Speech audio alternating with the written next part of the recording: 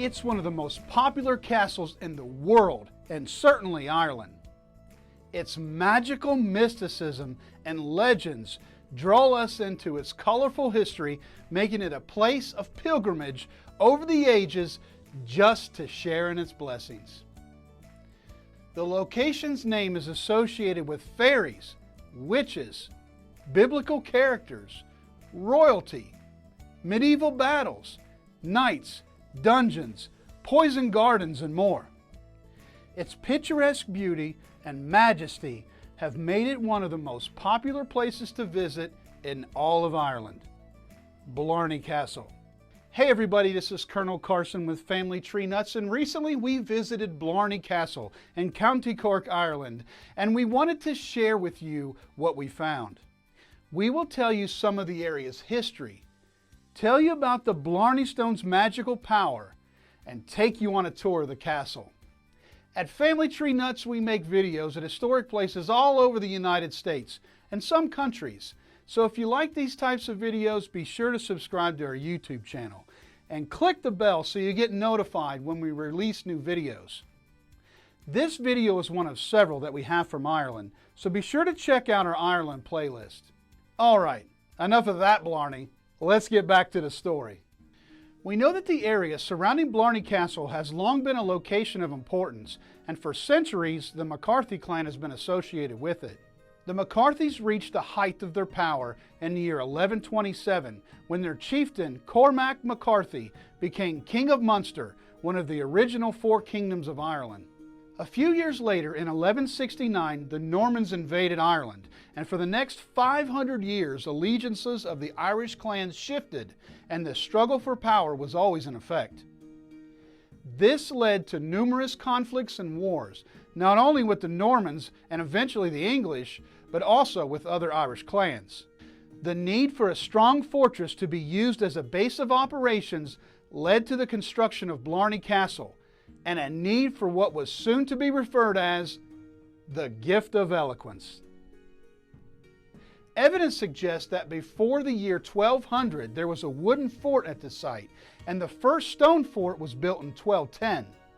That fortress was torn down and rebuilt in 1446 into the present one that we see today by Cormac MacCarthy, Lord of Muskerry. The castle was once 8 acres and surrounded by a wall.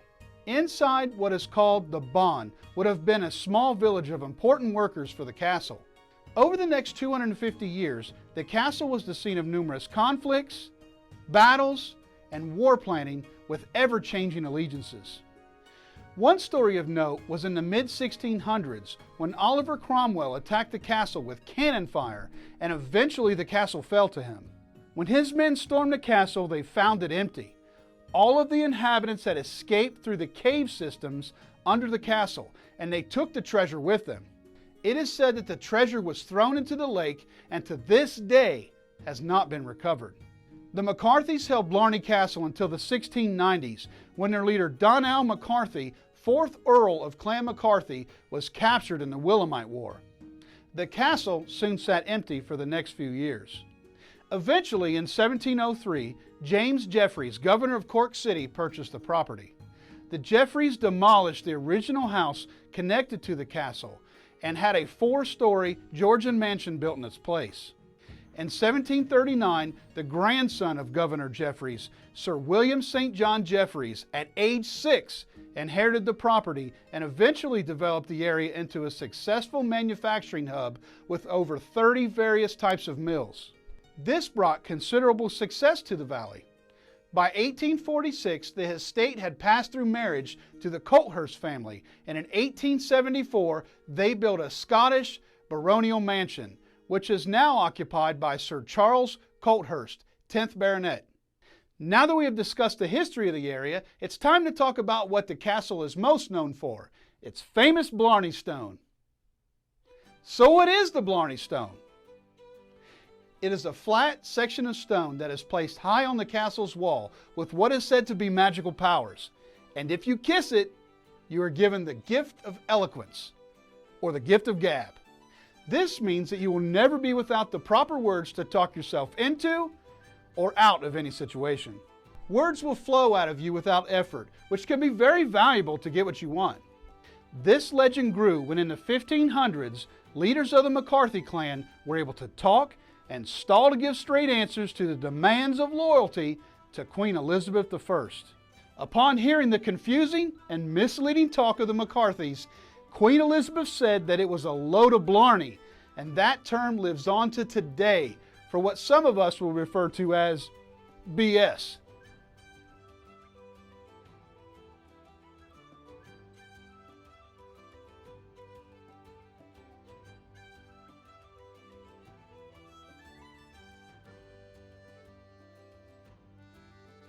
Thousands of tourists a year make the journey up the spiral staircase to the top of the castle, where they quite literally bend over backwards and stretch out as far as they can to lay a simple kiss on the magical stone. When I went, my family forbade me from kissing the stone, since I've already been full of Blarney my whole life, but in the end, they gave in and allowed me to have my gift enhanced. I must say, it's a lot harder than it looks. You absolutely have to put some effort into it to earn your gift. Once you have successfully succeeded in your quest, you're awarded with a certificate, which is quite nice. There are many versions of how the Blarney Stone legend began and where it came from, and the stories are quite elaborate, so I'll start with the most popular. The first legend to mention has a biblical connection. It is said that it is the pillow of Jacob that he laid his head on when he dreamed of the stairway to heaven. Some say that it was brought to Blarney from the Holy Land after a crusade, and others say that the prophet Jeremiah brought it and it became the Lia Fail, or fatal stone, used as the oracular throne of the Irish kings.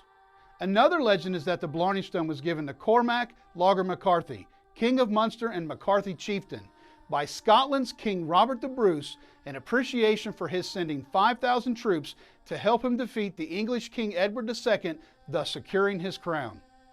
The legend says it is a piece of the Stone of Scone on which kings of Scotland were crowned. Before becoming the Stone of Scone, it is said to be the deathbed pillow of Saint Columba, who died on the island of Iona in the year 597. Another legend of the Blarney Stone is that there was once a queen of the fairies in South Munster who was the daughter of a powerful druid. She fell in love with a young chieftain who broke her heart by not returning her love. He was killed in a battle, and she found his body on a stone on the banks of the River Lee. His blood had soaked in the stone, which she continually kissed. This caused her magical powers to be absorbed by the stone itself. The fairy queen later gave the stone to Cormac MacCarthy and told him that if he kissed it, his difficulties would be resolved. Cormac had the stone put on top of Blarney Castle, so only his closest companions could access its power. Two other stories exist as to the origin of the stone, and both of them are from the Bible. The first is that it is the stone of Ezel, which David hid behind on Jonathan's advice when he fled from his enemy Saul. The second story is that it is the rock that gushed water when struck by Moses during the wandering in the wilderness. Both of these legends say that the rock was brought to Ireland during one of the Crusades. Whatever the origin of the stone is, it is said that Cormac MacCarthy, the builder of the oldest part of the castle, was told the power of the stone by an old woman that he rescued from drowning in a lake. The old woman turned out to be a witch, and in gratitude for saving her, she told him about the power of the stone that was already at his castle. Now that we have discussed the history of the castle and the power of the Blarney Stone, let's take a little tour of the castle. The castle is just a few miles outside of Cork City, and when you first arrive at the location, you will see that the area used to have several mills. You make your way to the gate, purchase your tickets, which includes a map, and you start your walk up to the castle. Approaching the castle is very exciting, and you'll want to make sure you have plenty of time for photos.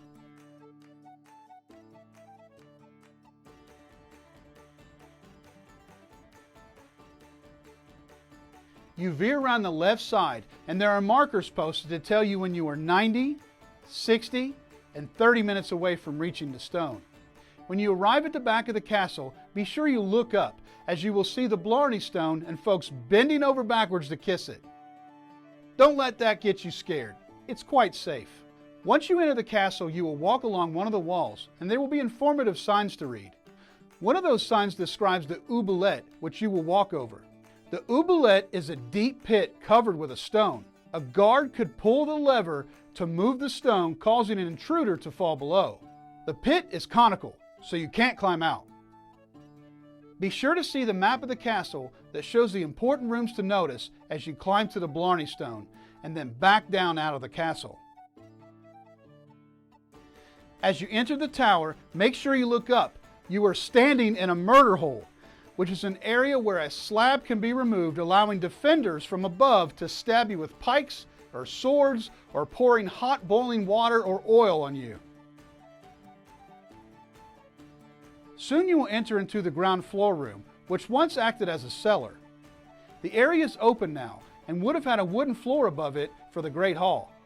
You can still see the fireplace of the Great Hall, which would have been elaborately decorated and been a place of celebrating and entertaining.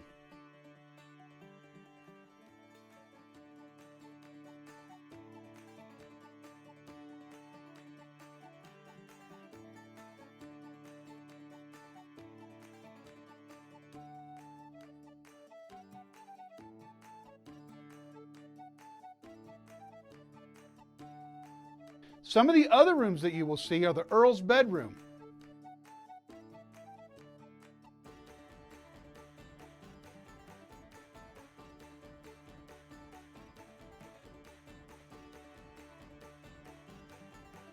the young ladies' room,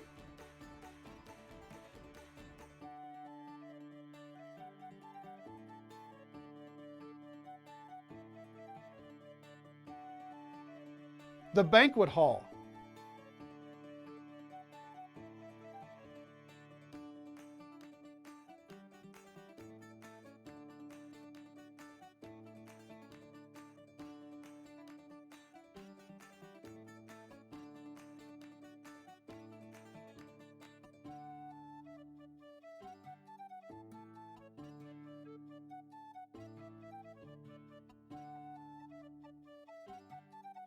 the ancillary chamber,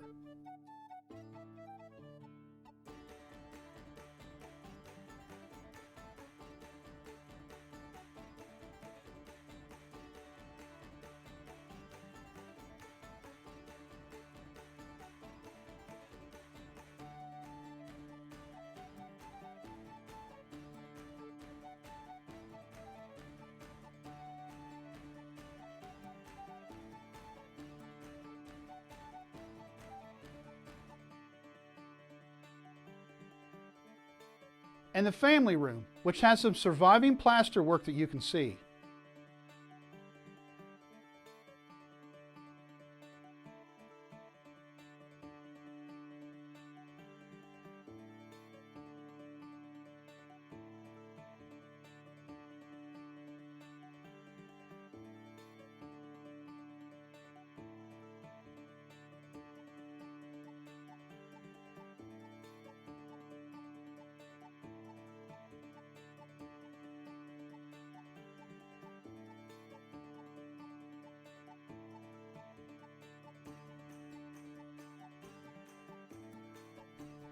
Oh, and don't forget the guard robes, everyone's favorite spot. Just don't make it your favorite spot to stand below.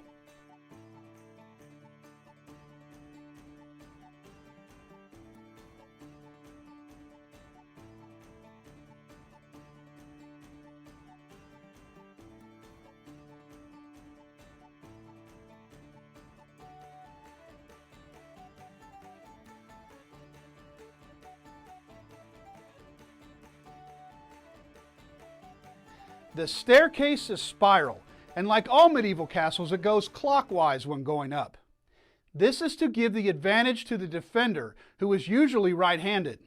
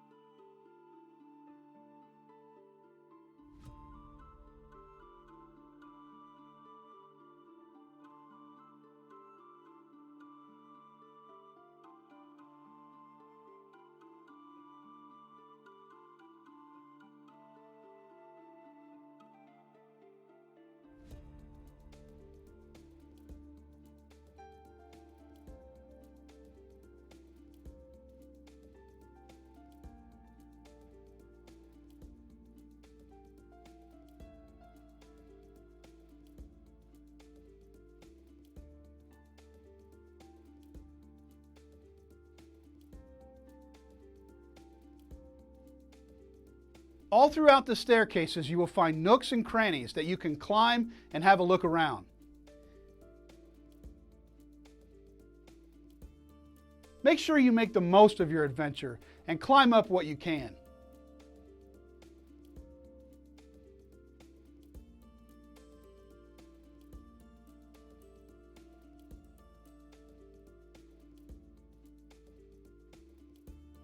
After you kiss the Blarney Stone at the top of the castle, you will be captivated by an amazing view of the surrounding area. If you are really quiet and use your imagination, you may find your mind drifting back to another time.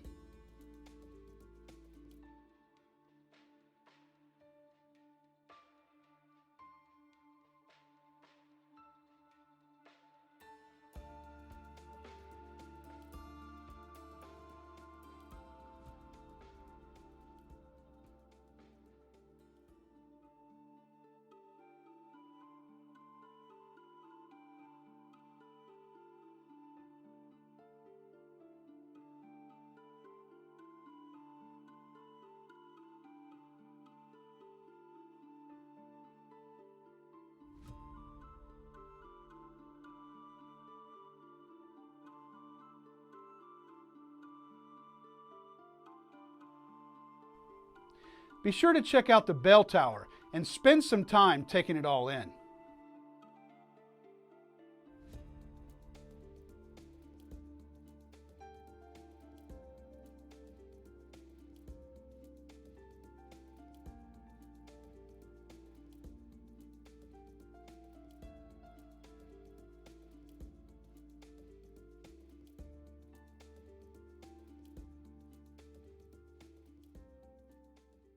Once you arrive back down to ground level,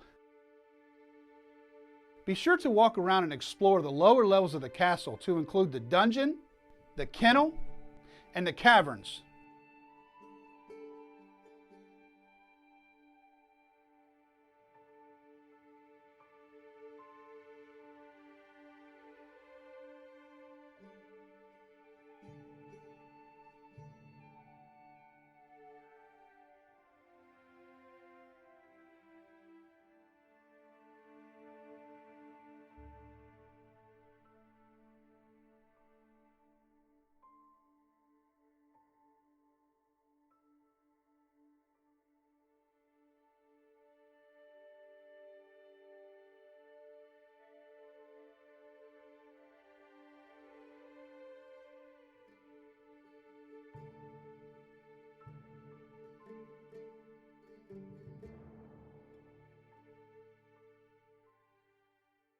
Now it's time to explore the grounds, which are full of beautiful gardens, including a poison garden.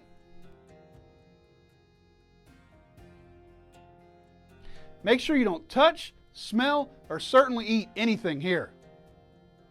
If you make your way to the back of the property, you will come to the Baronial Mansion, which is quite impressive. Make sure not to miss the Rock Close area, which is a mystical place said to be the settlement of ancient Druids. The Witch's Kitchen is a popular spot, and the yew tree above it is said to be over 1,000 years old. Here you can also see the stones of the Witch's Staircase, which will grant your wish if you perform the necessary ritual correctly. It is said that you should beware around the Witch's Stone and stay away from the Druid's altar after dusk falls. The final thing to see on the grounds is what is called the Seven Sisters, which is a circle of 9 stones, 2 of which have fallen over. It is said that in medieval times, a chieftain who had 2 sons and 7 daughters took his sons on their first battle against a group that was stealing his cattle. The chieftain won the battle, but his sons were killed. When they arrived back at the castle, the chieftain had his men knock over 2 of the stones to symbolize his grief. As you make your way out of the park, if you were like me, you won't want to leave, and will turn around several times for just one more look of this magnificent sight.